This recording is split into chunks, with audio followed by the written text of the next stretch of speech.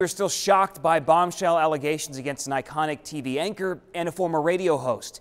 Just about 24 hours ago, we learned that NBC News fired Today Show host Matt Lauer. A colleague complained about inappropriate sexual behavior beginning back in 2014 when the two of them covered the Winter Olympics. And then hours later, we learned Minnesota Public Radio host fired host Garrison Keillor. He retired from his popular show, A Prairie Home Companion, last year, but was still working on projects.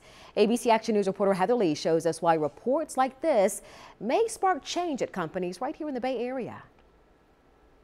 The SAS law firm is busy lately, answering more phone calls than usual. I think it's because they actually feel like they're going to be listened to more. Folks on the other end asking about their legal rights when it comes to sexual harassment. Their first question is, well, what should I do about it, and how is it going to impact me if I do complain? National headlines are giving folks the courage to speak up. NBC News anchor Matt Lauer and public radio host Garrison Keillor now finding themselves on the long list of folks accused of bad behavior. I think that we've seen companies more open to taking action immediately and listening more to the victim and being concerned that they may end up in the press if they don't do the right thing. A recent study shows 71% of companies are offering some form of sexual harassment training, although only 5 states are required to offer that for public and private employees, and Florida is not one of them. Desiree Southall says it's not something her company is openly talking about since headlines started emerging. In my place of business, if somebody did speak up, I think they would handle it,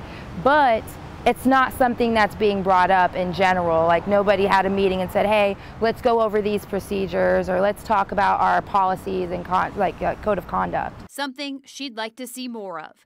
Heather Lee, ABC Action News.